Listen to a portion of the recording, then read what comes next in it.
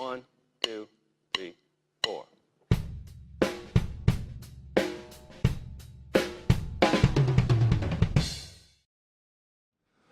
Bueno, pues hola, buenas tardes a todos, gracias por venir. A mí me gustaría empezar, como siempre en estos casos, dando las gracias, en primer lugar a la Universidad de Cádiz por invitarme, y en segundo lugar, y como representante de la Universidad, a Salvador Catalán, que es el motivo de que esté aquí hoy, porque me propuso venir a compartir con vosotros un poco la experiencia de Sueños Eléctricos, un libro que acaba de publicar la Universitat Oberta de Cataluña y que lleva el subtítulo de 50 películas fundamentales de la cultura rock. Y bueno, es uno de esos subtítulos que no deja demasiado lugar a elucubraciones, ¿no? Es decir, de lo que habla el libro es de eso. Es decir, hay una selección de 50 películas relacionadas con la cultura rock, comentadas y analizadas y puestas en conexión unas con otras a partir de un texto inicial. A mí me gustaría empezar contando un poco el origen del libro, después entrar un poco a los contenidos y sí deciros ya de antemano que bueno, más allá de todo lo que yo os vaya a contar, me gustaría que esto fuera una sesión en la que hubiera intercambio y que a partir de cualquier momento que queráis preguntar cualquier cosa o que haya alguna cosa que os comente, digáis, no, estoy completamente en contra de lo que estás diciendo, pues levantáis la mano y nada, y debatimos o comentamos cualquier circunstancia que os apetezca. Hablaba del origen del libro porque ahora cuando llegábamos estaba comentando un compañero, decía, bueno, no había un libro así en España, ¿no? Y es verdad que no había un libro así, pero probablemente porque las relaciones entre cine y rock casi siempre han ido, digamos, cada uno por su cuenta, y se han ido juntando en casos concretos en los que los medios o los analistas hemos tratado sobre alguna película en concreto, algún movimiento en concreto, pero igual no de una forma más globalizada. Y en mi caso era casi una cuestión obligatoria llegar a hacer un libro así porque de alguna manera es como una especie de tercer intento y intentaré explicarme. Es decir, en el año 99, la editorial La Máscara, que ya no existe y que se dedicó durante muchos años a publicar material relacionado con la música pop y rock desde muchos puntos de vista, biografías de músicos, etcétera, tenía una colección un poco más ensayística para la que me pidió que escribiera un libro que se llamaba Rock en el cine. En el 99 teníamos todavía un acceso bastante limitado a Internet, no nos enchufábamos desde que nos levantamos como hacemos hoy en día hasta que nos vamos a dormir, y era un libro que en principio pretendía ser como una especie de guía de películas, una especie de censo de lo que habían sido hasta ese año las relaciones entre cine y rock, hasta el punto de que, por ejemplo, en la parte final llevaba un capítulo de filmografías. Por eso decía lo de Internet, porque hoy en día no tiene demasiado sentido. Es muy fácil irse a IMDb, por ejemplo, y buscar filmografías completas de cualquier músico, director, etcétera, relacionado con el rock y el cine. Pero en aquel momento era un libro, digamos, como introducción a un tema que en España no tenía bibliografía. En aquel libro, este que vengo a presentar hoy se llama 50 películas fundamentales. Aquel reunía más de 800, pero como digo, era una guía. Es decir, las películas tenían textos muy breves y era más una especie como de censo. Después, años después, en 2008, coordiné un libro que se llamaba Rock Acción, que era un libro colectivo en el que el intento de aproximación era diferente. Es decir, se trataba un poco de intentar contar lo que habían sido las relaciones entre cine y rock a lo largo de varias décadas, desde mediados de los 50, a través de ensayos escritos por diferentes periodistas especializados españoles que abordaban pues, los años 50, los 60, la relación de la música negra con el cine, y el cine punk y otra serie de aspectos que de alguna manera conformaban una especie de historia del cine rock a varias voces, porque cada autor tuvo absoluta libertad a la hora de enfocar la época o la parte de la historia que le había tocado comentar. En En ese libro yo me dediqué simplemente a coordinar y escribí uno de los capítulos dedicado al cine punk y bueno, y traté de reunir a algunos especialistas que entonces y ahora siguen siendo nombres de referencia en el periodismo musical español y siguen escribiendo en revistas como Rock de Luz, Ruta 66. Como el primer libro, La máscara desapareció, en este caso fue un libro que publicó un pequeño festival de cine de un pueblo de Castellón, por lo tanto también es inencontrable, así que me alegra mucho que el libro que presentamos hoy sea un libro todavía encontrable y espero que lo sea como por bastante tiempo. Y es diferente porque a diferencia del anterior, sí que es un libro que firmo únicamente yo y por lo tanto es fruto de un punto de vista muy personal. Es decir, a la hora de escoger 50 películas relacionadas con el rock, ha sido una elección personal, completamente subjetiva, basada en una serie de criterios, evidentemente, pero a la que se puede achacar pues, cualquier propuesta de debate, porque de hecho un poco la intención del libro es esa. Es decir, dado que no existía un censo como este en la historia del cine rock publicado en castellano, el libro tiene la, si queréis, loca y también ambiciosa intención de establecer un canon, o al menos un primer canon. Es decir, a partir de aquí, pues todo lo que sea discutir, bienvenido sea. Y supongo que estaremos todos de acuerdo que si decimos siempre que cada uno tendría su alineación ideal de la selección española, pues cada uno seguramente tendrá sus 50 películas fundamentales del cine rock.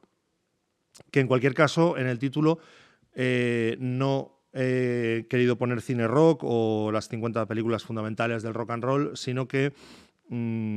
tenía mucho interés en que apareciera tal como está en la portada, es decir, que se hablara de cultura rock. Porque tendemos muchas veces a ser reduccionistas a la hora de pensar en el rock, sobre todo cuando hablamos de rock and roll y cuando pensamos en los años 50, en los orígenes del rock and roll, etcétera. Y sobre todo también porque cuando pensamos en rock pensamos casi inmediatamente en el grupo clásico de dos guitarras, bajo, batería, cantante, en lo que entenderíamos como rock, como estilo musical, como un sonido muy determinado. Y desde mi punto de vista, hablar de cultura rock es algo más que eso, tiene más que ver con contextos históricos, sociales, incluso políticos, con movimientos juveniles y con un sonido que no tiene por qué ser necesariamente el que hacen dos guitarras, un bajo y una batería. Es decir, a lo mejor es controvertido, pero a mí me parece, por ejemplo, más rock hoy en día lo que hace Kate Tempest, que es una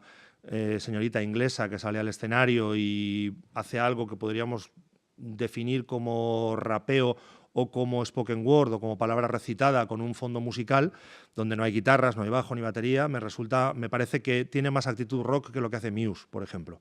Cuando seguramente si salimos a la calle y preguntamos si Muse es un grupo de rock, todo el mundo nos dirá que sí. Más allá de que yo creo que Muse hacen ópera, y este es otro tema, a lo que me refiero es a que la cultura rock es algo más que un sonido y tiene más que ver con maneras de enfrentarse a la creación musical, a la creación artística y a cómo esa creación artística se inserta en la sociedad en la que se está trabajando, en la que se está viviendo y a la que forma parte junto con otras manifestaciones culturales. De hecho, el unir cine y rock me resultaba muy interesante, pero me resulta tan interesante como el hecho, por ejemplo, de reunir cine y cómic, por decir dos manifestaciones culturales que tradicionalmente, el cine no tanto, pero el cómic sí y el rock también, han formado parte de la cultura popular, siendo benévolos y la baja cultura siendo malévolos. Es decir, hemos tenido los aficionados a las culturas populares muchas veces que escuchar que eran culturas que no estaban, digamos, dentro del canon académico, pero yo creo que hoy en día es imposible abordar determinadas manifestaciones culturales como el propio cine sin tener claro que están imbricadas con otras manifestaciones de la cultura popular, ¿no? Es decir,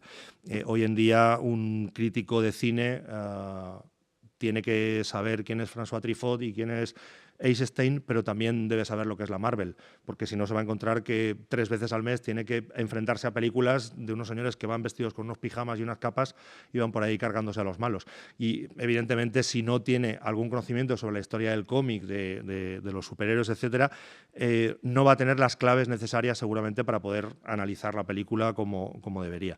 En ese sentido, tengo la sensación de que hoy en día la cultura popular no hace más que establecer conexiones, lanzar cables de unos lados a otros y y forma parte como de una especie de magma gigantesco en el que puede estar incluido prácticamente cualquier manifestación relacionada con lo que llamamos cultura popular. Y eso incluiría también el graffiti o cualquier otro tipo de manifestación artística que todavía no ha llegado al museo o al canon académico. Aunque bueno, hasta el graffiti ha llegado ya al museo. Por eso me parecía que había que abrir el abanico el máximo posible y que dentro de que todos entendemos cuando hablamos de rock y de cultura rock una serie de códigos muy claros, me gustaba un poco, insisto, abrir las puertas al campo. Eso quiere decir que dentro de la selección de películas, aparte de las películas obvias, también hay películas un poco menos obvias. Me explico. Cuando el planteamiento es 50 películas fundamentales, hay que ser consecuente y pensar en cuáles son las películas fundamentales de la historia del cine rock. Y yo creo que, igual como decía, que si nos planteamos 50 películas, cada uno tendremos nuestras 50, es bastante probable también que si cada uno hiciéramos una lista, 35, 37 fueran más o menos las mismas en todas las listas, porque todos estaríamos de acuerdo en que Cuadrofenia es una película básica de la historia del cine rock, en que Fiebre del Sábado Noche, aunque sea una película relacionada con la música disco, es una película fundamental en la relación entre el cine y la música popular, por supuesto, Qué noche la de aquel día, Don't Look Back, el documental sobre Bob Dylan, etcétera. Granujas a todo ritmo, es decir, películas que nos vienen a la mente de manera inmediata cuando pensamos en cine musical, cuando hablamos de musical moderno, evidentemente no de el musical clásico de Hollywood. Pero como insisto en que quería abrir las puertas al campo, también llegado a determinado momento me pareció que si desde mi punto de vista Public Enemy es para mí a todos los efectos un grupo de rock, aunque, insisto, no utilice guitarras, aunque en realidad lo que hacen sea hip hop, que puede ser una manifestación de la cultura rock, tenía que ser consecuente con eso y entonces también incluir películas en las que hubiera presencia, por ejemplo, del hip hop, si hablamos de Public Enemy, o de otros estilos musicales que yo creo que están directamente conectados con el rock. Seguramente a los aficionados al reggae, el reggae les parece un estilo musical suficientemente codificado y con unas claves suficientemente claras como para pensar que es un estilo independiente del resto de estilos musicales, tiene una entidad propia, con lo cual estaríamos todos de acuerdo. Pero también todos somos conscientes de que el reggae se convierte en un fenómeno global a partir de que Island ficha a Bob Marley y lo convierte en una estrella global. Es decir, de hecho, no es que lo convierte en una estrella global, lo convierte en una estrella del rock. En esos términos, más allá de que se dedique a hacer reggae. Y el reggae, por ejemplo, está presente en el libro con una película que se llama Caiga quien caiga, en castellano, en inglés el título original era The Harder They Come, que es una película histórica por muchos motivos. Por ejemplo, porque fue la primera película históricamente producida en Jamaica. En Jamaica no se había producido ni una sola película hasta que en el 73 Perry Hensel decidió echarse la cámara al hombro, poco más o menos, y hacer una película en la que Jimmy Cliff, que es el protagonista, antes del boom de Bob Marley, es un chico que vive en un pueblo de Jamaica y decide viajar a Kingston, a la capital del país, para intentar triunfar como cantante reggae, obviamente. Y cuando llega a Kingston se da cuenta de que las emisoras de radio funcionan a través de intercambios de intereses con las compañías de discos, que las compañías de discos están regidas por mafiosos, que los productores manipulan su producto, que esos mafiosos de las compañías de discos tienen conexiones con el tráfico de droga en la isla y que moviéndose dentro de la industria de la música se está moviendo en cierta manera también al margen de la legalidad. Evidentemente la mirada sobre la cultura reggae es suficientemente interesante, más allá de que sea la primera película jamaicana como para que estuviera en el libro. Y como este ejemplo hay muchos. Es decir,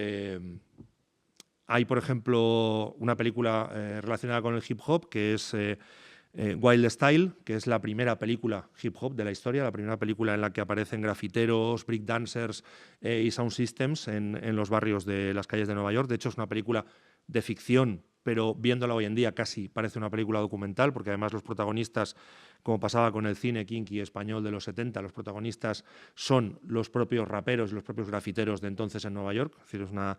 película que captura muy bien el momento.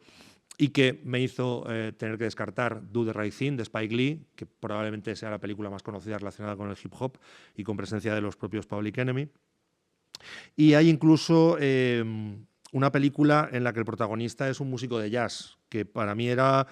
bastante problemático porque yo creo que seguramente el jazz tendría su propio libro. Películas como Bird o como Alrededor de la Medianoche. Es decir, hay suficientes películas seguramente que se han acercado al jazz como para que pudiéramos hacer un libro con las 50 películas fundamentales sobre el jazz. Pero la película incluida es una película que se titula Let's Get Lost, un documental de Bruce Weber del 88, centrado en la figura del trompetista Chet Baker. Y es una película muy particular, es un documental muy particular que yo quería incluir porque si hablamos de actitud rock,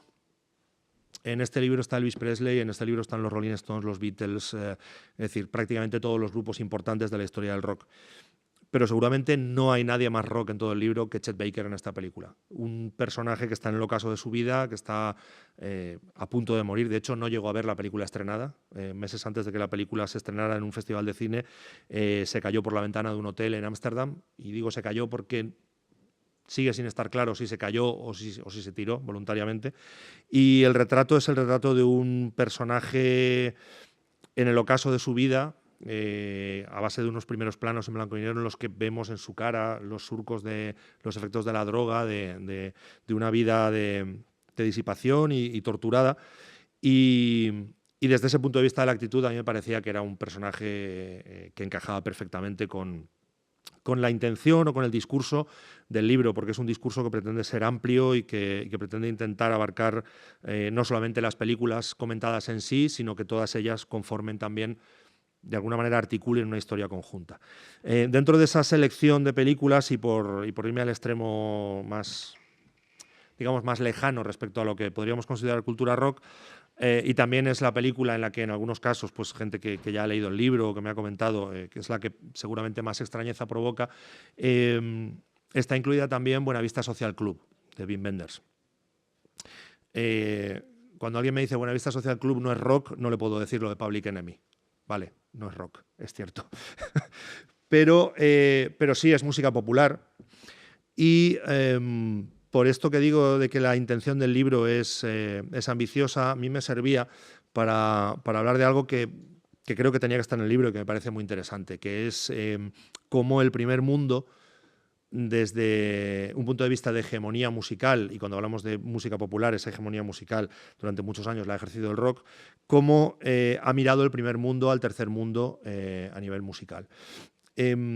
Y Buenavista Social Club es una película que está hecha desde el primer mundo por un director alemán absolutamente reconocido y mundialmente famoso como es Wim Wenders,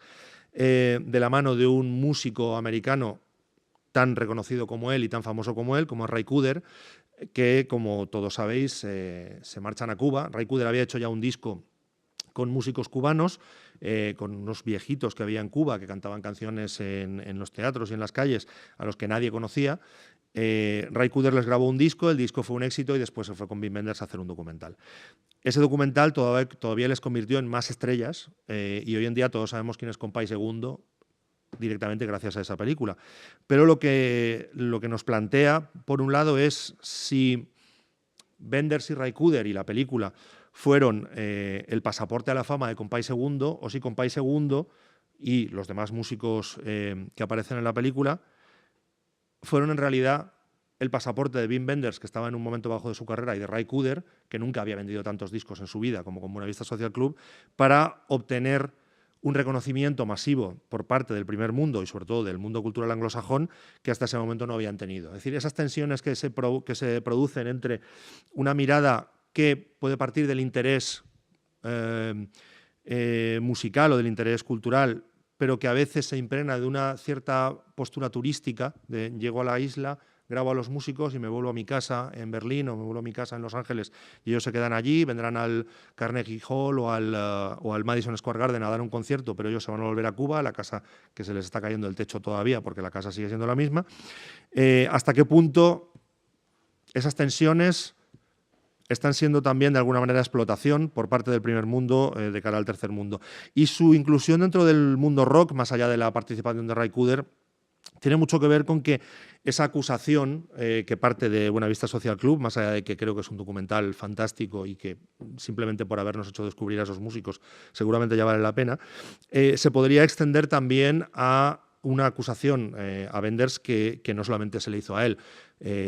Todos nos acordaremos de las incursiones en músicas étnicas de Paul Simon, de Peter Gabriel, de Sting, es decir, de músicos a los que se les ha acusado de maquillar un poco su música con elementos africanos, con elementos asiáticos. Seguramente en España no se ha hecho con Kiko Veneno y la música de Mali, pero probablemente se podría hacer también. No acusarle, no estoy hablando de acusarle, pero sí al menos de plantearle dónde están las raíces de algunas cosas que ha hecho en sus discos. Y sobre todo me parece interesante porque al final las figuras que quedan para la historia son las de Peter Gabriel, Paul Simon, Sting y Wim Wenders, no las de los músicos a los que supone que han ayudado, y yo no dudo que hayan ayudado. Peter Gabriel, como sabéis, también tiene un sello discográfico en el que ha publicado infinidad de artistas africanos, asiáticos, etcétera, y ha tratado de darles visibilidad, lo cual creo que es, por otra parte, una labor que me parece muy interesante. Pero el libro, por ejemplo, recoge declaraciones de otros músicos cubanos que participaron en la película y que están radicalmente en contra de lo que pasó, de lo que hizo Wenders allí, y que le acusan de esa mirada turística. Es un punto de vista que, si me hubiera limitado a decidir que la música popular cubana no podemos considerarla rock, pues lo habría perdido en el libro, y me parecía interesante no perderlo. Insisto, hay diferentes ejemplos en ese sentido, pero evidentemente abundan los clásicos obvios, por decirlo de alguna manera, porque hay una serie de películas que vienen casi dictadas desde el principio a la hora de hacer un libro como este. Remontándonos un poco a los orígenes, las relaciones del cine y el rock and roll comienzan prácticamente cuando comienza el rock and roll. El cine, obviamente, viene de antes, viene de finales del 19, principios del 20, y el rock and roll irrumpe en la sociedad americana a mediados de los años 50, como consecuencia de una serie de factores que no son solo musicales. Hay una serie de factores que propician la aparición del rock and roll y que son tan importantes a la hora de establecer su nacimiento y su desarrollo como los estrictamente musicales. A mediados de los años 50, Estados Unidos ha pasado ya, está en plena posguerra, después de la Segunda Guerra Mundial. Esa posguerra implica que en Estados Unidos hay un crecimiento económico muy importante, hay un boom económico relacionado precisamente con la economía de posguerra y con cómo la industria y la economía norteamericana florece de una manera espectacular. Y eso implica que por primera vez haya una clase social que hasta entonces no se ha considerado como tal clase social, que esa clase social acceda a la posibilidad de un trabajo remunerado. Es lo que en Estados Unidos se conoce como teenagers, bueno, en Estados Unidos y en todas partes, porque como también hemos adaptado muchas palabras que vienen del inglés, es lo que en Estados Unidos se llama teenager, y teenager viene de teen-ager, es decir, de edad acabada en teen, con lo cual sería desde los 13, que son los 13, hasta los 19, de los 13 a los 19 años, lo que aquí hemos traducido siempre como adolescentes. Esos adolescentes, que como sabéis, a partir de los 14 años también pueden conducir en Estados Unidos, aunque no votar, acceden a puestos de trabajo, cosa que hasta entonces en la sociedad americana no ha sucedido, y que accedan a puestos de trabajo quiere decir que tienen un sueldo a fin de mes.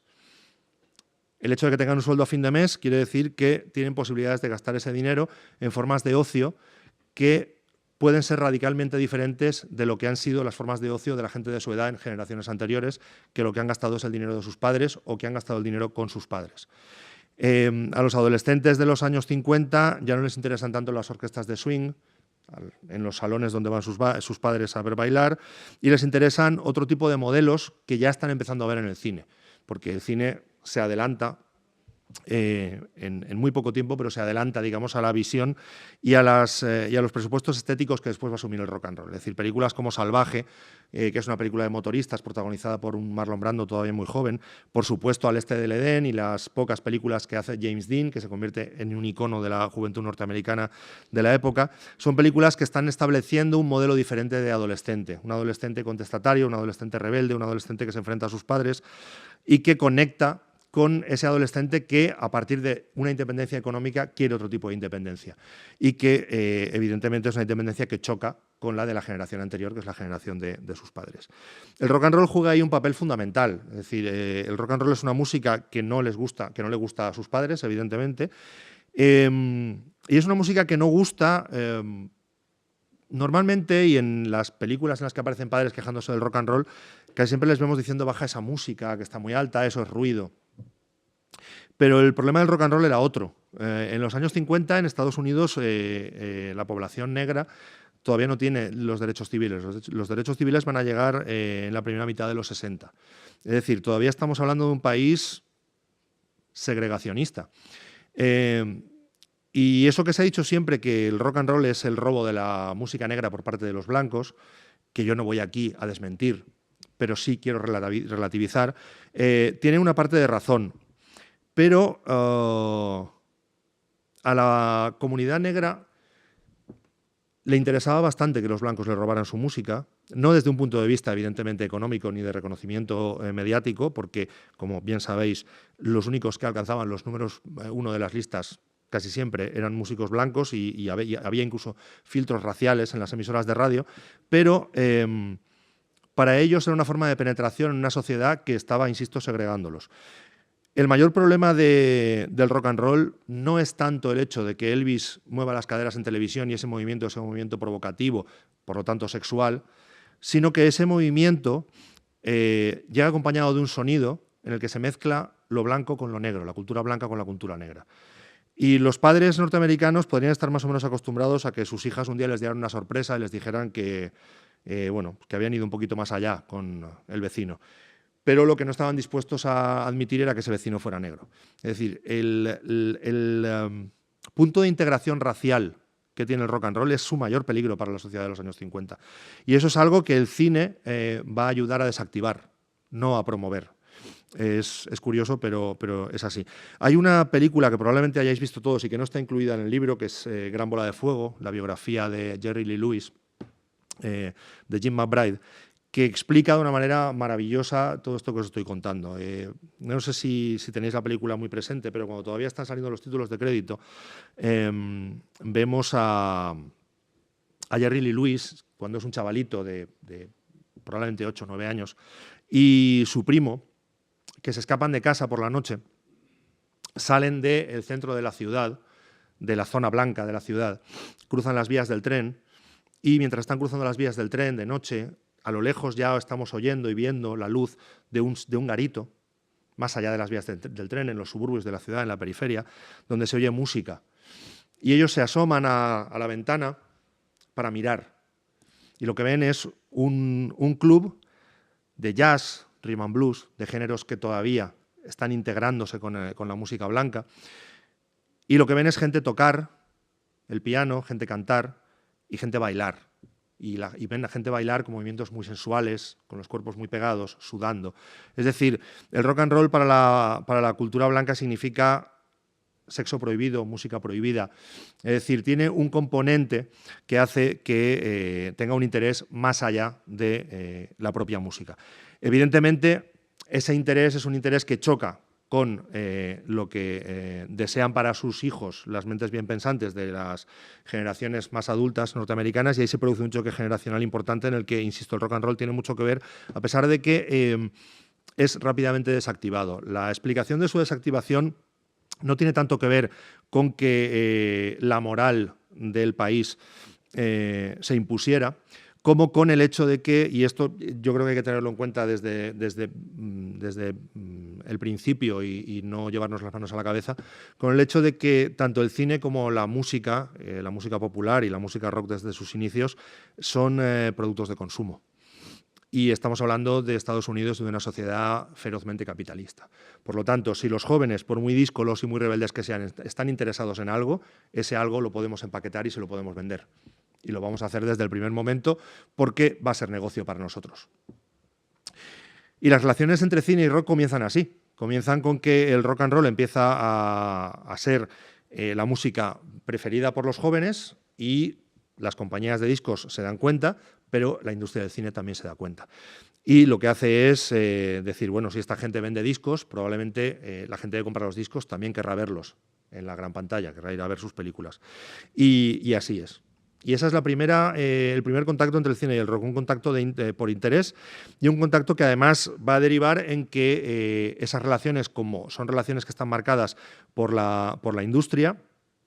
inmediatamente se pongan al servicio de ofrecer una imagen del rock and roll que tenga más que ver con un rock and roll asimilable, edulcorado, fácil de consumir, no solamente por los jóvenes, sino también por el resto de población consumidora del país. La primera película en la que aparece el rock and roll en la industria del cine americano es una película muy curiosa, es la película que abre el libro. Y está incluida únicamente por eso, porque es la primera, porque no es una película musical y no es una película que tenga una importancia más allá de que al principio de la película y al final, en los títulos de crédito iniciales y finales, se escucha Rock Around the Clock, la canción de Bill Haley y los Comets, que ni siquiera era un rockero demasiado auténtico, era un señor ya mayor para la edad que tenían los rockeros que estaban apareciendo en Estados Unidos y también en Inglaterra, y que era un señor que además venía como de reciclarse de espectáculos de variedades, pero que se dio cuenta que ahí podía haber negocio y la canción evidentemente se hizo muy famosa. La película es una película que se inscribía en un género muy popular en los años 50 en Estados Unidos, anterior incluso a la aparición del rock and roll, que eran lo que en Estados Unidos llaman JD movies, JD, películas JD, que son películas de juvenile delinquents, de delincuentes juveniles, películas en las que había ya modelos como estos que decíamos,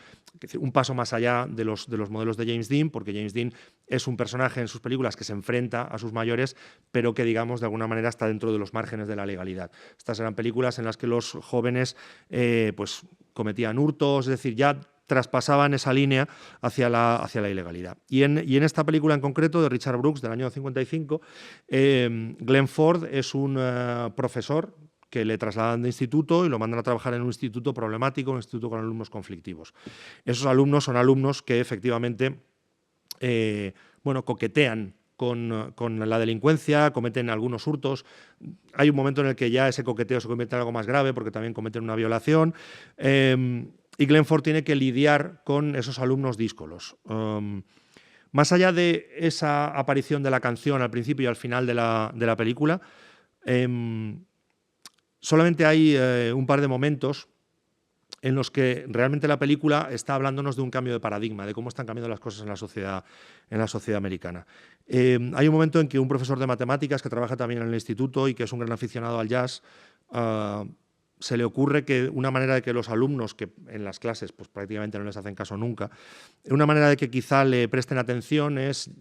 intentar explicar a los alumnos las matemáticas a través de los ritmos de la música y llevar su colección de discos de jazz de 78 revoluciones por minuto para ponerles las canciones y explicarles que esos ritmos, que a veces son ritmos matemáticos, porque son 4x4 y mantienen una serie de cadencias muy determinadas, pueden tener que ver con fórmulas matemáticas que también se rigen por unos parámetros muy determinados. Los alumnos no solamente se burlan del profesor, sino que además, en un acto muy simbólico, destruyen los discos. Es decir, que de alguna manera están destruyendo una forma de entender la música que ya no es la suya. No solamente a nivel estilístico, no solamente porque ellos ya no escuchan jazz, sino porque su música es otra, es el rock around the clock que ha sonado al principio de la película,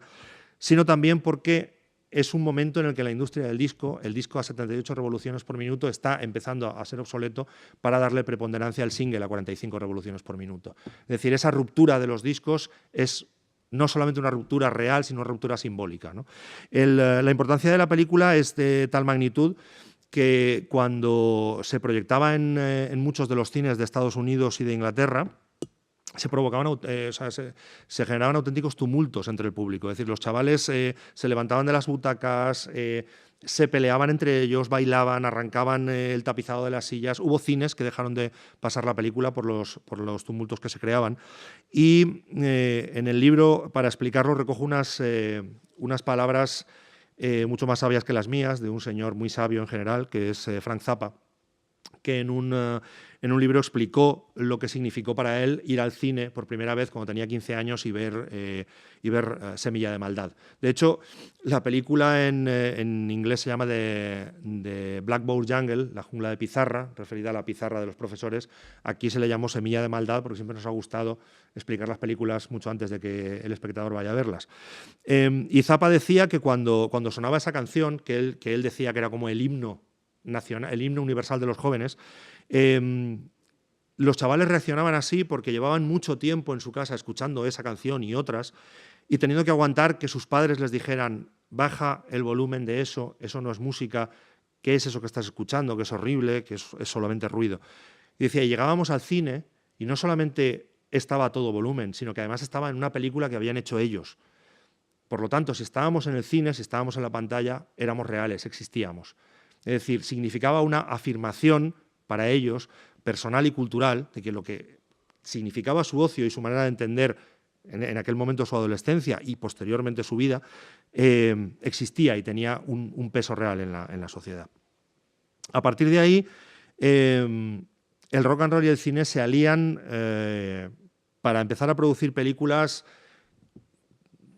a granel, porque no hay otra manera de decirlo. Es cierto que al principio las grandes productoras todavía miran al rock and roll como un fenómeno pasajero, pero las productoras de serie B, las productoras de cine de bajo presupuesto, se dan cuenta inmediatamente que tienen un público que tiene dinero que gastar y que además le apetece gastarlo viéndose reflejado en la pantalla y viendo a sus ídolos en las películas. Entonces, tengamos en cuenta también que es una época en que los jóvenes tienen una manera de consumir cine que no es solamente la de las salas, sino que también es la de los autocines. El coche se convierte, de hecho, en un símbolo de independencia para los jóvenes muy importante. Tienen dinero, pueden comprar un coche, tienen edad para conducirlos. Y el coche en esa época se convierte en un símbolo, por un lado, de independencia, no solo independencia económica. Pensad cuántas veces se ha dicho en las películas y cuánta gente en Estados Unidos y probablemente en todo el mundo ha perdido la virginidad en el asiento de atrás de un coche. Es decir, independencia económica, independencia sexual y poder adquisitivo, es decir, jerarquía económica. Tener un coche grande, un coche lujoso, es también sinónimo de tener un puesto en la sociedad. De hecho, el recientemente fallecido Chuck Berry, que aparte de ser el padre fundacional del rock and roll, era un señor muy listo. Desde el principio, si os fijáis en las letras de sus canciones, aparte que tiene muchas canciones dedicadas a los coches, exclusivamente, lo cual nos explica precisamente la importancia del coche en ese contexto. Son canciones muchas veces en las que él está intentando dar un paso hacia la sociedad blanca. Es decir, Chuck Berry no quiere ser blanco, como Michael Jackson. Lo que quiere es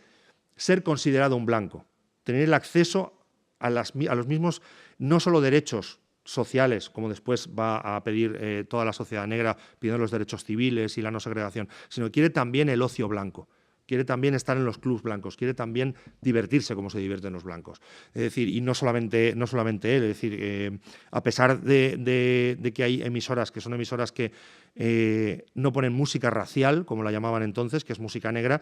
recordemos que en los primeros años del rock and roll tenemos no solamente a Chuck Berry, a Little Richard, a Fats Domino, es decir, hay un montón de rockeros negros que consiguen también el éxito.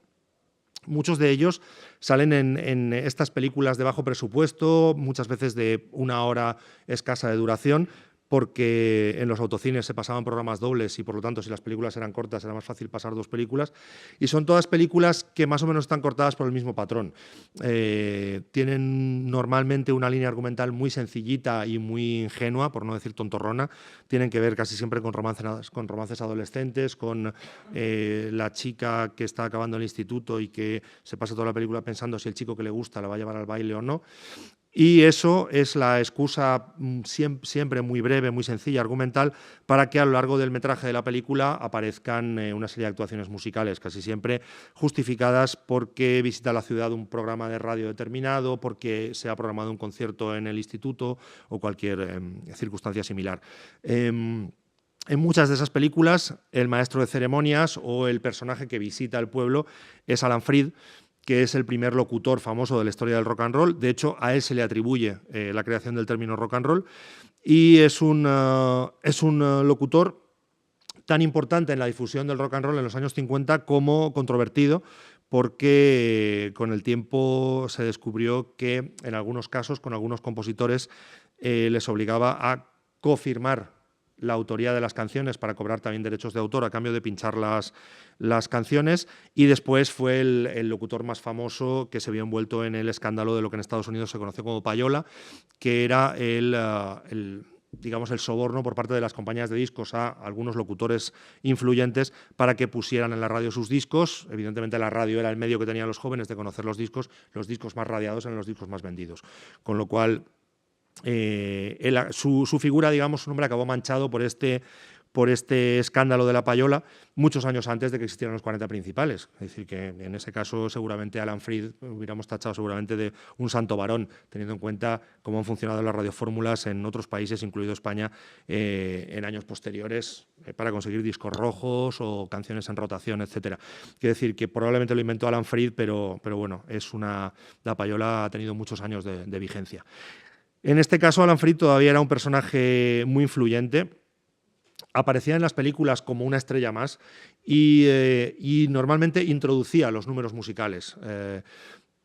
Cuando los artistas que aparecían en la película salían en los títulos de crédito, además iban acompañados de su compañía de discos, lo cual ya nos indica bastante claramente cuál era el objetivo de las películas. Pero es que además hay una película en concreto que es una película que tenía mucho interés en incluir en el libro y que me costó mucho volver a localizar para revisarla y realmente convencerme de que efectivamente debía estar incluida, que se llama Rock, Rock, Rock. Es una película que no tiene trascendencia histórica dentro de la historia del cine, una película de Will Price, un director del que nadie se acuerda hoy en día, pero que me parecía muy importante porque, más allá de este modelo que se repite y que tiene que ver con el baile de fin de curso y si iré con el chico que me gusta o no, y la sucesión de actuaciones musicales,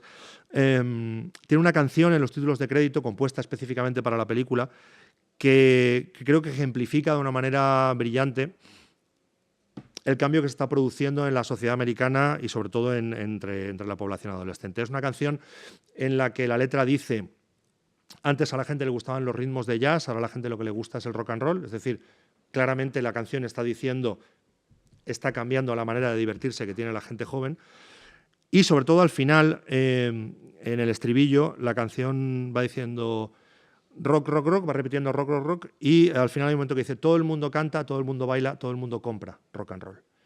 Es decir, insisto, es imposible desligar las relaciones de cine y rock con su inserción en una sociedad capitalista. Es decir, aquí de lo que se trata es de vender un producto. Y hay productos magníficos y hay productos menos magníficos, porque nadie vamos a discutir seguramente el catálogo de Sun Records, ni el de muchas, ni el de Chess, ni el de muchas otras compañías en los orígenes del rock and roll. Pero también esas compañías lo que querían era vender discos, porque era su manera de subsistir. Y eso la industria norteamericana lo tiene muy claro. Además de esta canción, que me parece suficientemente significativa como para incluir la película, hay todavía una subtrama muy interesante que también la hace una película especialmente recomendable. La protagonista efectivamente quiere ir al baile de fin de curso con el chico que le gusta, pero no tiene dinero para comprarse un vestido.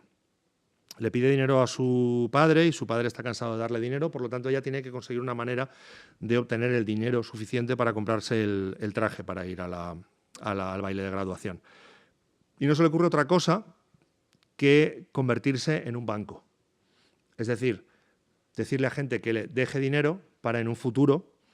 devolverle ese dinero con intereses. Es decir, una vez más, una manifestación de la sociedad capitalista en todo su esplendor. Y hay todavía un momento más interesante todavía, que es un momento en el que ella, la protagonista, está viendo en televisión el programa de Alan Freed, porque ya saben que va a ir al instituto a llevar a los grupos. Y en el año 56, en los orígenes del rock and roll, frente a la televisión, no solamente está la adolescente a la que le gusta el rock and roll, sino que está su madre moviéndose con ella, bailando las canciones, y el padre está en la butaca leyendo el periódico y mirando un poco por encima del periódico, pero tampoco protesta demasiado. Es decir, el rock and roll ya se ha convertido en un fenómeno para todos los públicos. El rock and roll ya no está molestando dentro de los hogares norteamericanos, ya se ha convertido en un elemento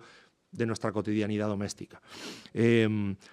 ejemplo seguramente más radical de cómo el cine contribuye de alguna manera a temperar esos inicios más o menos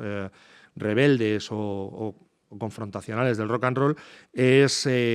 seguir la trayectoria cinematográfica de la primera gran estrella global del rock and roll, que es Elvis Presley. Elvis Presley es el músico de rock que seguramente más películas ha protagonizado a lo largo de la historia. también el que ha protagonizado las peores seguramente, porque hizo muchísimas y normalmente eran vehículos simplemente para su lucimiento o para que después la banda sonora con las canciones que él cantaba se pudiera vender bien. Pero en sus primeras películas todavía podemos ver algunos restos de esa primera imagen de fenómeno rebelde juvenil que hizo que Elvis Presley se convirtiera en la estrella que fue, a pesar de que, insisto, fue rápidamente neutralizado por la industria, primero la discográfica y después la cinematográfica. La película que he escogido de Elvis para incluir en el libro es El barrio contra mí, que en inglés era King Creole, que seguramente es una de las 2 o 3 mejores películas que hizo. Normalmente también se suele comentar el rock de la cárcel, sobre todo por la banda sonora y por algunas de las escenas míticas en la prisión, pero King Creole, que en realidad no es El barrio contra mí, sino que sería la traducción Rey Criollo, es una película que está ambientada en Nueva Orleans, con lo cual la música de Elvis Presley y los Jordaners, que son el grupo que le acompaña en la película, se impregna del sonido de Nueva Orleans. De hecho, la película empieza con una canción tradicional que se llama Crawfish, que canta él con una intérprete negra que pasa con un carro por la calle en un dúo, que es un dúo fantástico. Y él trabaja como camarero, pero al final acaba subiendo al escenario y sí podemos ver a través de la película los motivos, incluso hoy en día, los motivos por los que Elvis Presley se convirtió en la figura global que fue. Es decir, cuando se sube al escenario por primera vez en el club y vemos sus gestos, y vemos su manera de interpretar y vemos esa actitud, se entiende perfectamente que la juventud de los años 50 se identificara con Elvis en aquellos momentos. Es una película que dentro del punto de vista de estructura narrativa, interpretación, sale por ejemplo Walter Matthau, que hizo, como sabéis, muchas películas con Jack Lemmon. Es decir, es una película que, digamos, en su conjunto está mejor acabada y es menos propagandística del personaje Elvis Presley que otras que haría en el futuro, pero es una película también demostrativa de cómo el cine de los 50 y también de parte de los 60 se aproxima al rock and roll. Si estamos diciendo que el rock and roll es una manifestación cultural que está intrínsecamente relacionada con la población joven, es evidente que no había jóvenes de 18 años que entonces pudieran hablar con un gran estudio ni con un pequeño estudio y decirles: ¿me permitís que haga una película con músicos de rock and roll, que es lo que me gusta? Por lo tanto, las películas las seguía haciendo una industria y unos directores que realmente venían del pasado, de una tradición que no tenía nada que ver con el rock. De hecho, el director de King Creole es Michael Curtiz, que es un señor que había hecho Casablanca. Es decir, un señor que pertenece a la industria de Hollywood de una manera completamente canónica. Y no solo eso, sino que cuando hace King Creole tiene 70 años. Es decir, es muy difícil que un señor de 70 años en el año 56 entienda lo que significa el rock and roll para un chaval de 16, 17 años. Es muy difícil. De hecho, la película es una película que tiene más que ver con una trama de más o menos policial. Yo no llegaría a calificar la película como de género negro, pero sí hay unos mafiosos que regentan los bares, etcétera, y la figura de Elvis está un poco pululando ahí como buen chico que intenta salvar a la típica femme fatal del cine negro y que de vez en cuando canta algunas canciones, que es donde reside el auténtico valor histórico de la película, en ver a Elvis en el escenario en un momento todavía de máximo apogeo. No sería el único que se pondría delante de la cámara, como también sabéis, que muchísimas estrellas del rock han decidido dar el paso delante de la cámara y convertirse, o por lo menos intentar ser actores. Algunas de ellas están en el libro, no tanto como para ejemplificar que ha habido músicos que han querido ser actores, como porque en algún caso han participado en películas que realmente sí que tienen una trascendencia, incluso más allá de que fueran ellos los protagonistas o no. Y estoy pensando, por ejemplo, en una película del año 70 que se llama Performance, que es una película de Nicholas Roeg y Donald Cammell, en la que el protagonista es Mick Jagger. Es una película de ficción, es una película sobre un mafioso que, huyendo de su propia organización mafiosa porque ha cometido un error, se refugia en la casa de una estrella del rock medio loca, medio adicta a las drogas, que vive con una mujer de una manera como medio hippie. Y es una película sobre la confusión de identidades entre el mafioso y Mick Jagger, pero realmente, vista desde la perspectiva de hoy en día, es una película que también está retratando de una manera cómo era el Mick Jagger del año 70, es decir, una estrella ensimismada, metida en su propio mundo. De hecho, la protagonista de la película, que comparte casa con Mick Jagger y que en la película es su novia, es Anita Pallenberg, que en aquel momento era novia de Keith Richards, compañero suyo en los Rolling Stones. Es decir, que es una película que más allá, que ya no es una película propagandística, como eran las películas de los 50, sino que es una película que propone diferentes niveles de lectura a partir de lo que está contando, de los personajes, de quién interpreta a esos personajes, etcétera, ¿no? Pero insisto, cuando hay un cuando hay un músico involucrado como actor es porque la película lo ha requerido y no tanto porque tuviera particularmente un interés en reflejar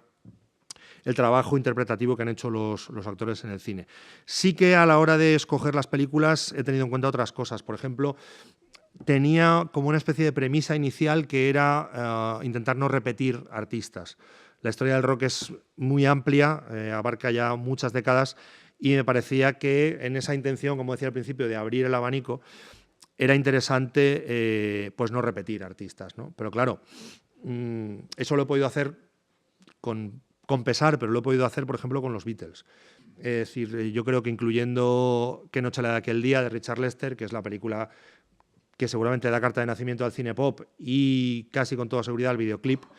y además teniendo a los Beatles, y además siendo un ejemplo de free cinema y cine pop en su estado más puro,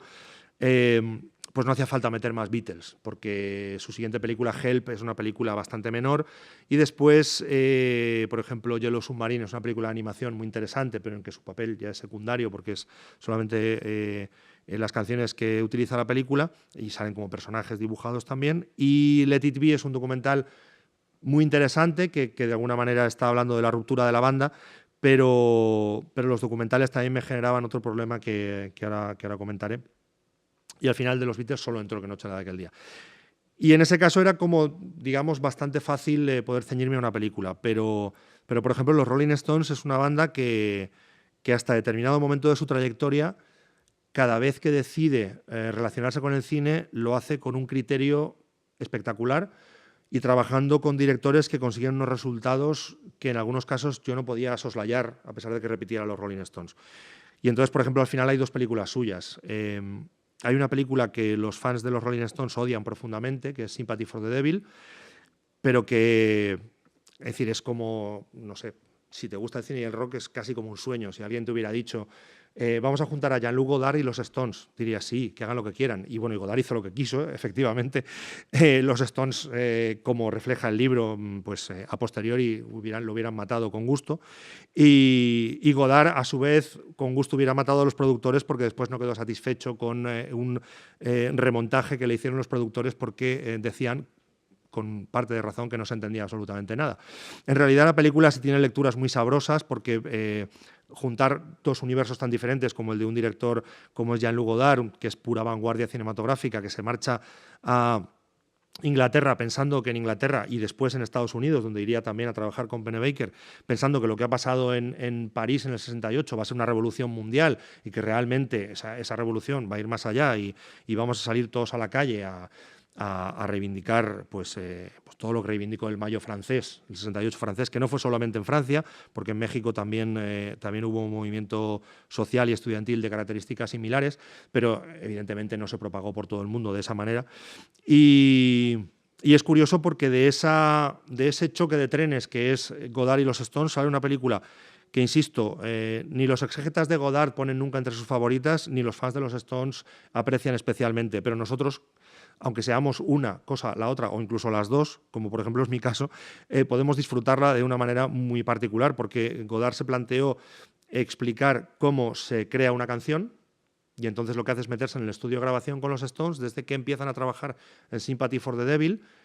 hasta que la canción toma forma y acaban grabándola con los coros, con los famosos coros, etc. Y a pesar de lo que dice Keith Richards en el libro,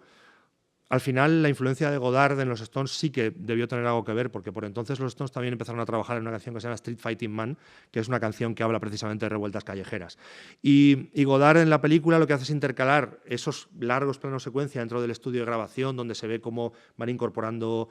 percusión, cómo van trabajando las líneas rítmicas, además con el valor añadido de que todavía está Brian Jones con los Rolling Stones. él va intercalando su propio discurso político, que es un discurso político que está muy relacionado también con su manera crítica de ver la cultura pop, llegando incluso al final a mostrar los propios movimientos de grúa de la película para mostrar que lo que estamos viendo es una ficción, incluir la propia película dentro del discurso que nos está contando e incluso haciendo los típicos retrócanos de Godard, como es utilizando en la parte final transcurre en una playa y había una frase muy conocida en las revueltas estudiantiles del mayo del 68 francés, como sabéis, que era bajo los ladrillos está la playa, bajo los adoquines está la playa.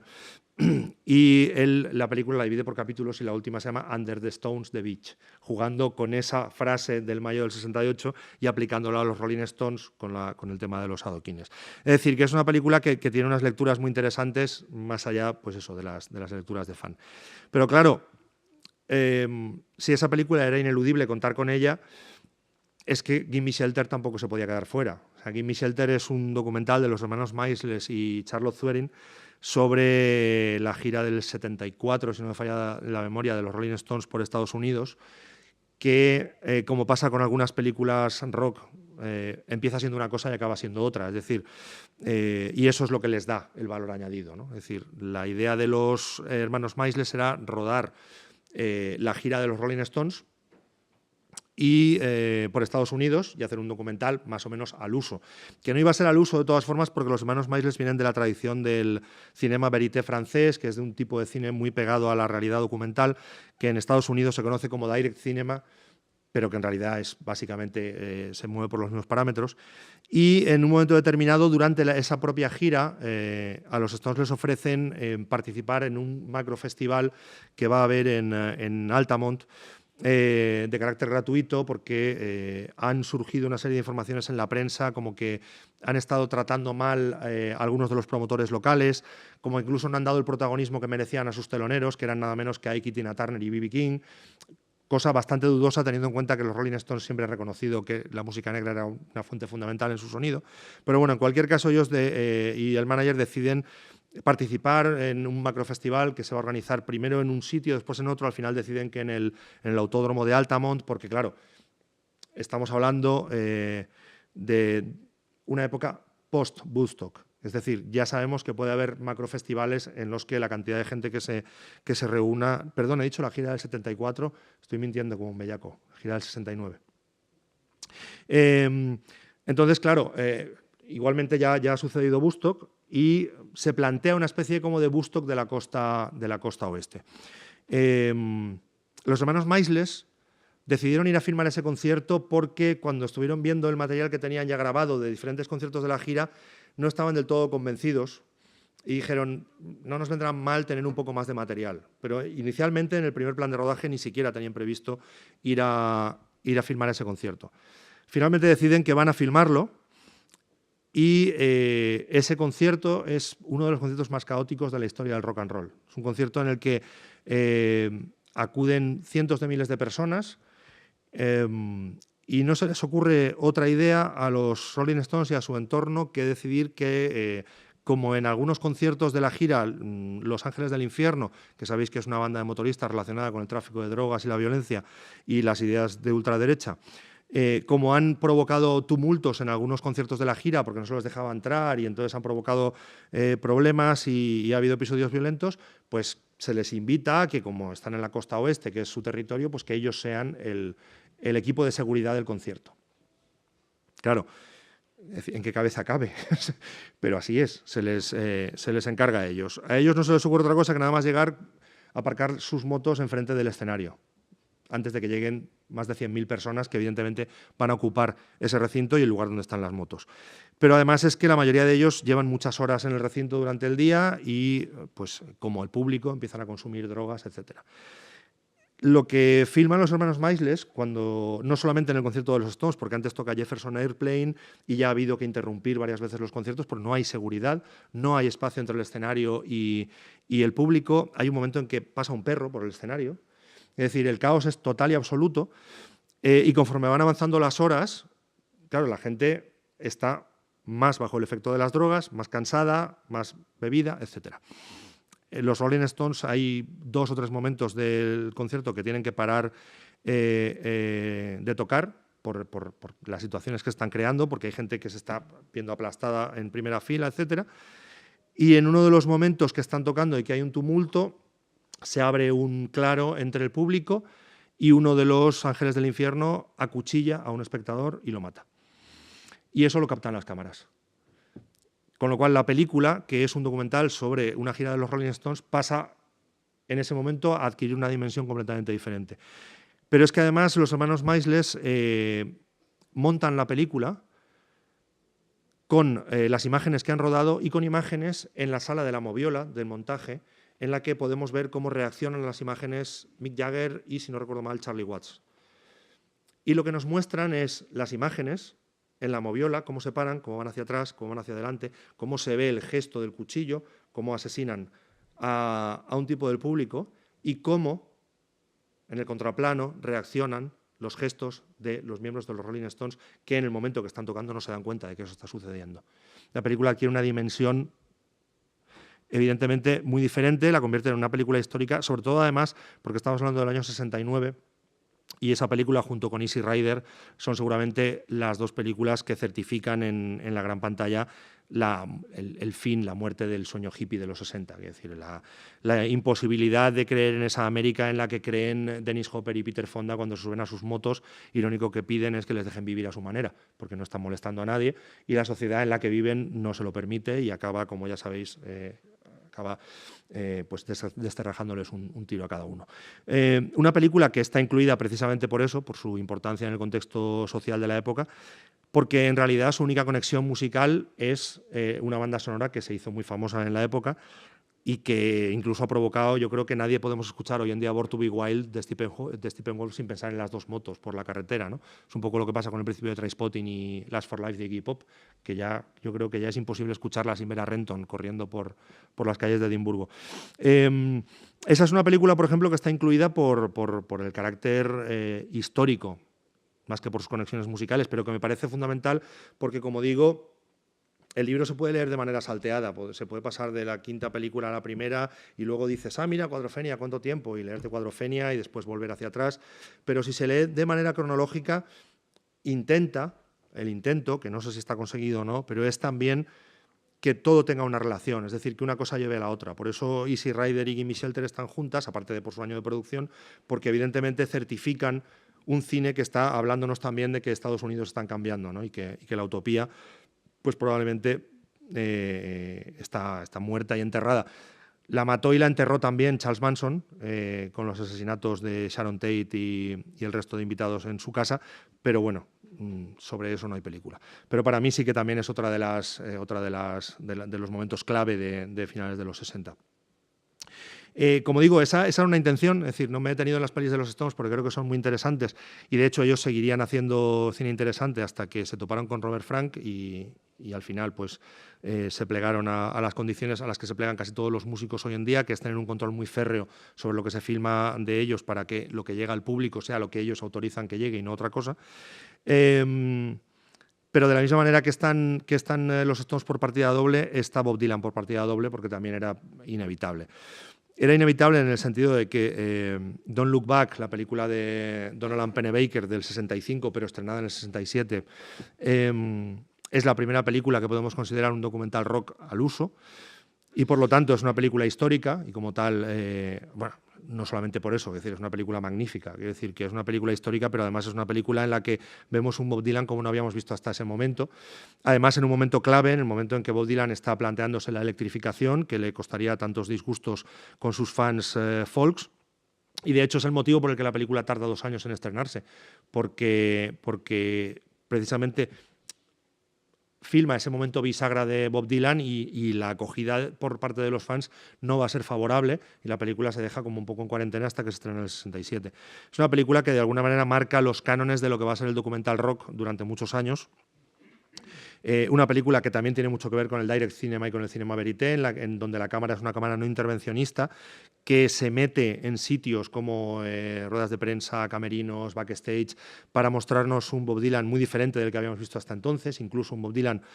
un tanto borde con Joan Baez, que le acompaña durante toda la gira y que entonces era su pareja y a la que no permite subir al escenario en ningún momento y ningunea en las habitaciones de hotel de una manera francamente sorprendente, o que se mofa abiertamente de Donovan en determinados momentos, que en aquel momento era el líder de la generación folk inglesa y por lo tanto, de alguna forma, su competencia directa en las islas. Y que de alguna manera marca las pautas de lo que va a ser el documental musical durante muchos años. También con un precedente muy importante de lo que después será el videoclip, con un primer segmento en el que hay un momento en el que Bob Dylan, creo que era Subterranean Homesick Blues, que canta, habréis visto las imágenes muchas veces, con unos carteles donde va apareciendo la letra de la película, de la canción,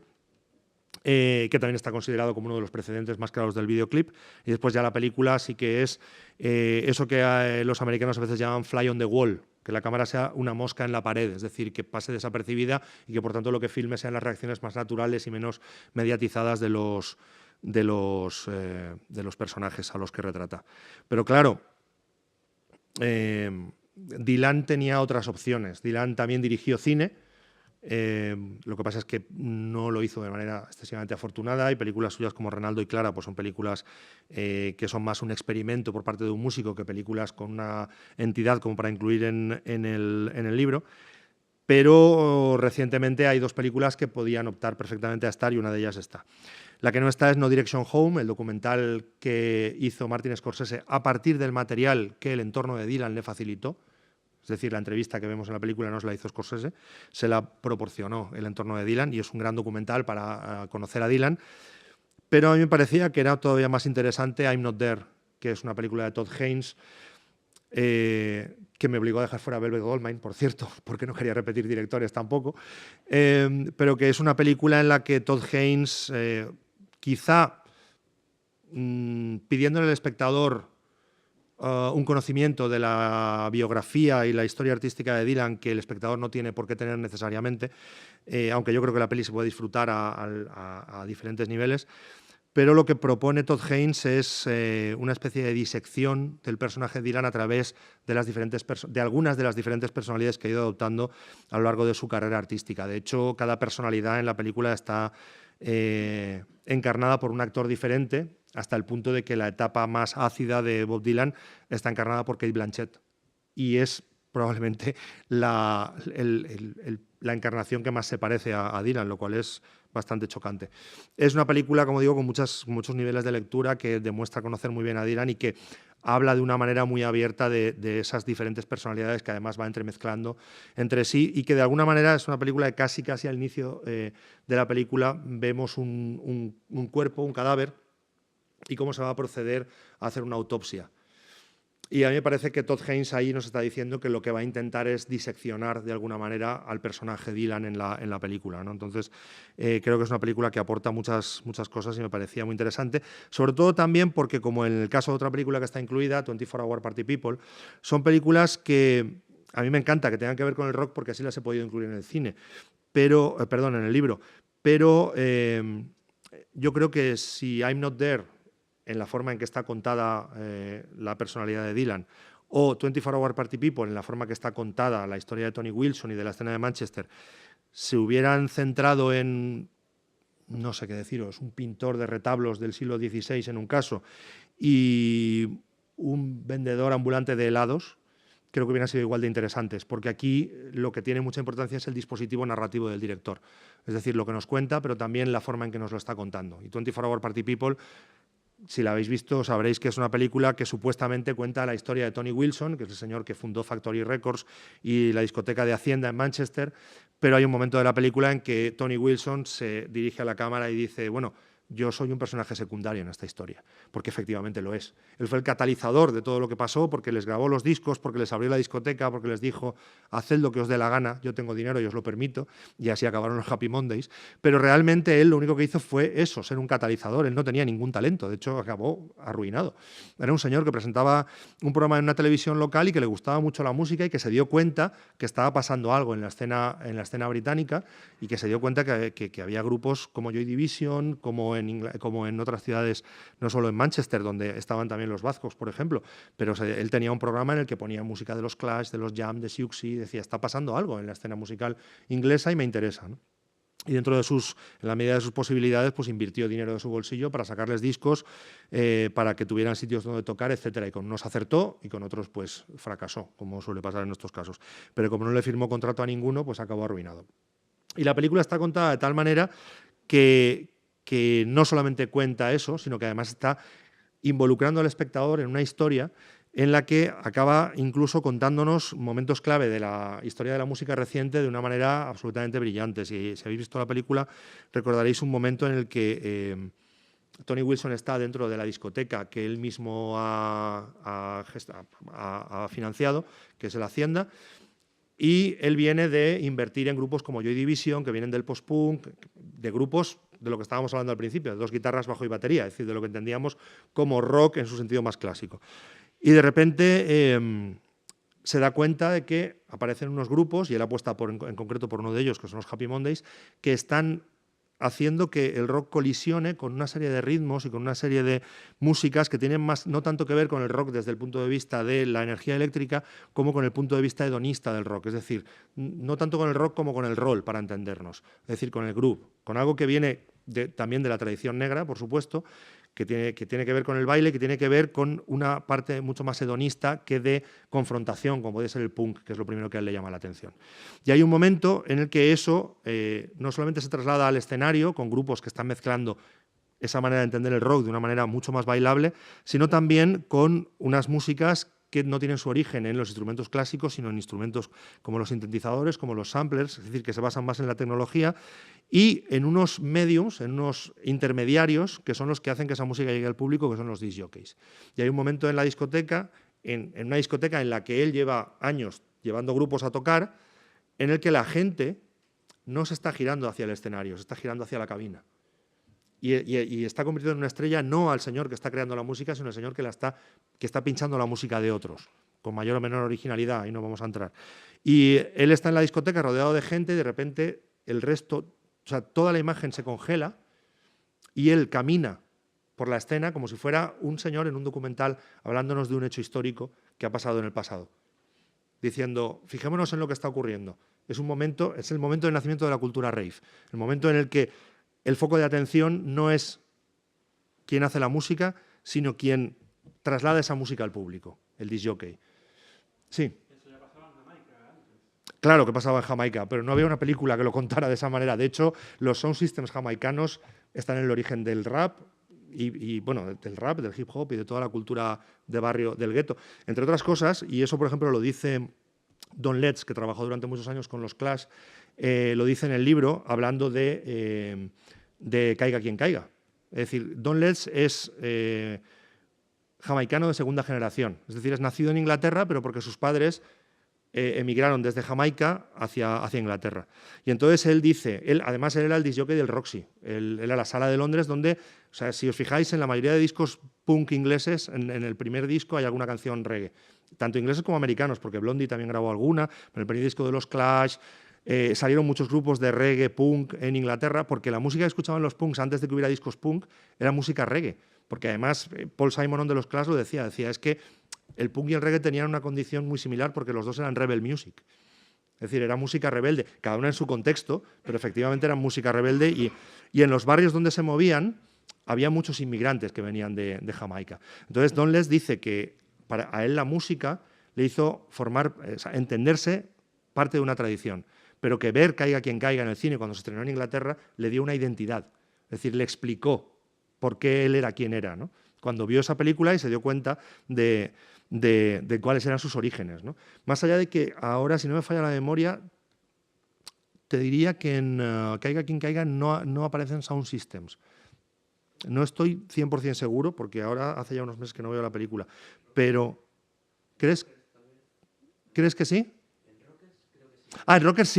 sí, que además Rockers es como la consecuencia directa de Caiga quien caiga, efectivamente. Es una película que, por ejemplo, si hubiera un segundo volumen del libro, debería estar incluida, evidentemente. Sí, está Caiga quien caiga porque es la primera, pero efectivamente en Caiga quien caiga todavía son artistas y sobre todo la banda sonora. La banda sonora al final no hay canción que no se haya convertido en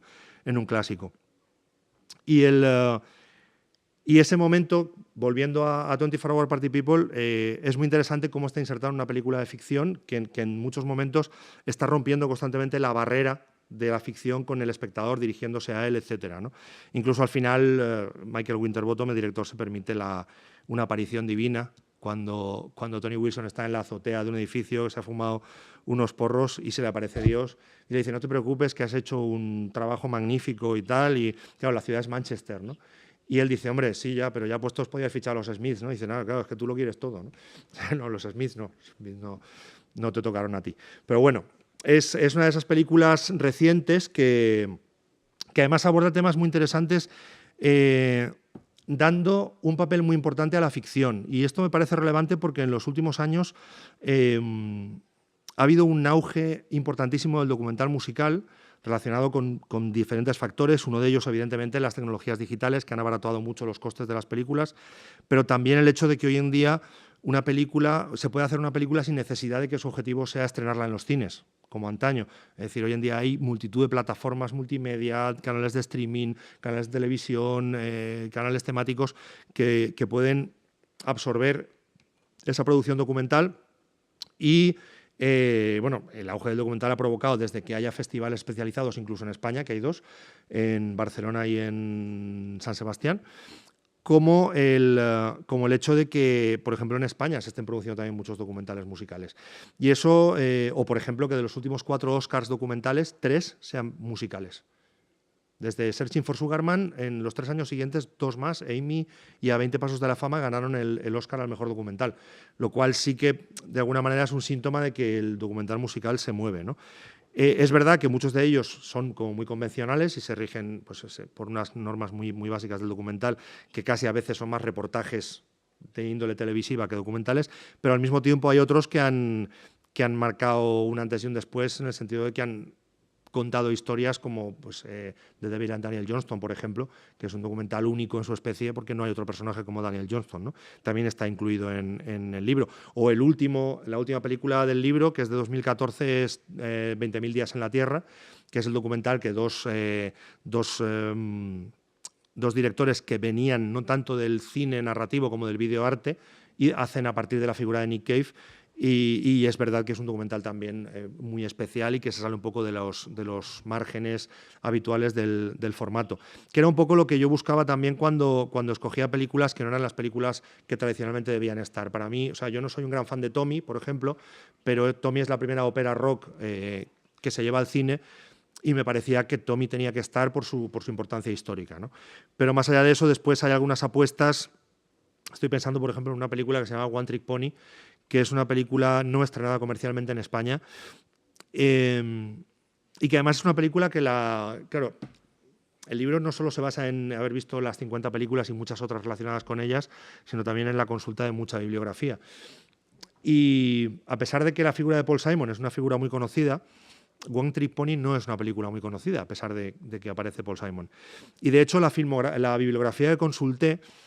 en algunos casos denotaba que se hablaba de la película sin conocerla, o sea, sin haberla visto, como de oídas, digamos, ¿no? La pasó Televisión Española por el segundo canal en los años 80. No ha vuelto a pasarla nunca más, como muchas otras cosas que debe tener en su archivo, que deben ser joyas. Y es una película muy curiosa porque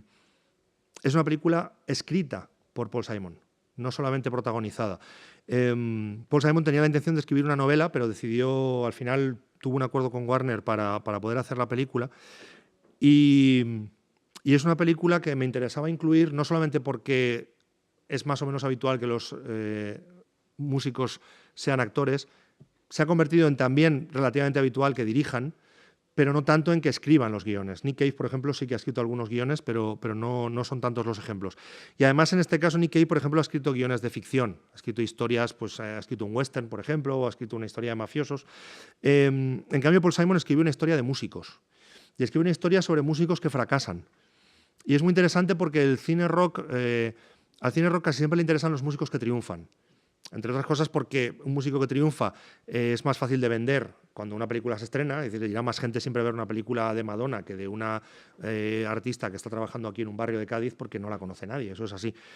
Y les gusta mucho también a Hollywood las historias de ascenso, caída y sobre todo redención, es decir, esos finales de al final sí, bueno, lo ha pasado muy mal, ha cometido errores en la vida, pero, y ese pero siempre es fundamental, ¿no? Y en este caso no hay ningún pero, es decir, es una historia de tintes biográficos en la que Paul Simon de lo que habla es de la rutina. Es decir, no habla de grandes escenarios, habla de llegar a un club y que esté cerrado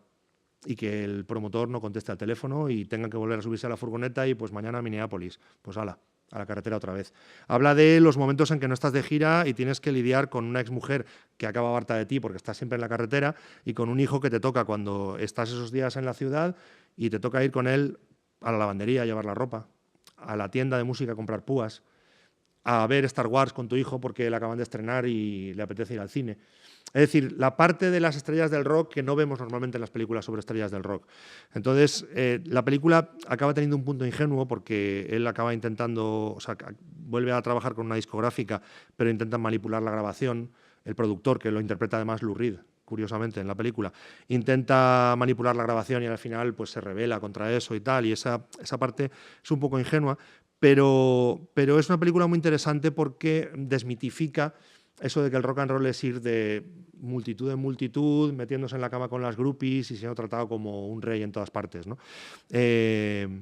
Y además es muy curioso porque interpreta a un músico que ya está llegando a una edad de madurez complicada, que ha tenido un éxito en los 60 con una canción contra la guerra del Vietnam, pero desde entonces no ha tenido ningún otro éxito. Y no solamente la industria le descoloca, sino que él se siente descolocado. Él, por ejemplo, va a uno de los clubs donde tiene que tocar con la banda. Habla también de los conflictos con los músicos de la banda, evidentemente. Va a uno de los clubs que tiene que tocar, toca de telonero. Y el público no le hace caso porque el grupo que va después son los B-52. Está hablando de que está llegando una música nueva, la nueva ola, que está dejando atrás a los músicos como él, que no se han adaptado o que hacen otro tipo de música. Y todo eso lo refleja de una manera muy realista, sin levantar la voz. Y creo que es una película como muy única en su especie. Hay muchas películas en el libro que creo que son únicas en su especie, como Instrument, el documental sobre Fugazi, por ejemplo, que creo que, aunque sean películas más minoritarias o que sean películas que a lo mejor al lector le hagan rebuscar, y rebuscar creo que nos entendemos todos, quiere decir meterse en Internet, porque hay películas que no hay manera de conseguir de otra manera, esto es así. Pero mi intención era esa, que el lector dijera, vale, todas estas las conozco, pero todas estas no las conozco y quiero conocerlas, es decir, y me apetece, ¿no? Más allá de que a lo mejor las vea y llegue a conclusiones diferentes de las que yo llego al haber visto las películas, ¿no? Pero eso me interesaba mucho. Creo que haber hecho un listado en el que todas las películas fueran de dominio público no hubiera tenido el mismo valor. Creo que valía la pena intentar rascar un poquito más por debajo de la superficie y buscar esa... O, no sé, por ejemplo, estoy pensando, antes nombraba a Zappa, está, por ejemplo, 200 Motels, que es una de las muchas películas que Zappa dirigió y que es una película un tanto despropósito, entre otras cosas porque se cuenta en el libro, es decir, cuando estaba en la mitad de rodaje les cerraron el grifo de la financiación y evidentemente si solo ruedas la mitad de la película después va a haber cosas que no se entiendan porque faltan la otra mitad que no se ha rodado, ¿no? Pero su visión irónica sobre lo que es el mundo del rock y esa mirada tan ácrata y tan contracultural de Zappa me interesaba que estuviera también en el libro, como muchos otros aspectos que como digo, creo que de alguna manera pretenden dar una visión global de lo que ha significado las relaciones entre el cine y el rock. También están mis manías personales, es decir, yo no sé si debería confesarlo, pero yo no quería que estuviera Cameron Crowe en el libro, porque no me gusta nada su mirada sobre el rock. Y es un tipo que, por filmografía, tiene Singles, que es una película ambientada en el Seattle del grunge de los 90, en la que salen muchos músicos de la época, película que creo que no tiene ninguna credibilidad. Casi Famosos, que para mucha gente es como una película canónica de lo que significa el cine rock, y a mí y para mí no, evidentemente, y por eso no está. Incluso recientemente ha hecho una serie de televisión que se llama Roadies, que intenta como hablar de los entresijos de la parte de atrás del rock and roll, de lo que no vemos de las grandes giras, de lo que está detrás del backstage, y cuya aproximación me sigue pareciendo muy epidérmica y más mitificadora que con voluntad realista, y por eso no está incluida. Pero sí está citada. O sea, en el libro no solamente están las 50 películas analizadas, sino que antes hay un texto introductorio que explica un poco pues, el devenir histórico de esas relaciones entre cine y rock, explica en algunos casos por qué hay películas que están y por qué otras no, y también explica una cosa que me suelen preguntar, que es por qué no hay ninguna película española en el libro. Y, en fin, no hace falta abrirlo. El libro se titula 50 películas fundamentales de la cultura rock. La cultura rock es básicamente anglosajona, y aunque, por ejemplo, hay una película jamaicana y hay algunas películas de otra nacionalidad, el cine español todavía no ha dado una película fundamental de la cultura rock a nivel global. Si solamente habláramos de cine musical español, pues probablemente hay algunas películas fundamentales dentro de esa historia del cine rock español o del cine, el cine y la música popular en España. Pero a mí me parecía que si quería ser riguroso, más allá de que el libro esté publicado en España y siempre ese tipo de guiños, pues, es decir, suele ser condescendiente y, bueno, pues ¿por qué no poner una película española? A mí me parecía que tenía que ser riguroso en ese sentido y prefería no ponerla porque creo que, por otra parte, seguramente habría quedado en evidencia. Es decir, esa proyección internacional que tiene Caiga quien caiga desde Jamaica no la ha tenido ninguna película desde España todavía, ¿no? Y bueno, y vistos los intereses de los directores españoles en los últimos años, vamos a estar un tiempo sin tenerla, lo cual tampoco tiene por qué ser necesariamente malo. Es decir, es un hecho y ya está. No sé si me estoy pasando, si bueno, yo me pongo a hablar y gracias. 1, 2.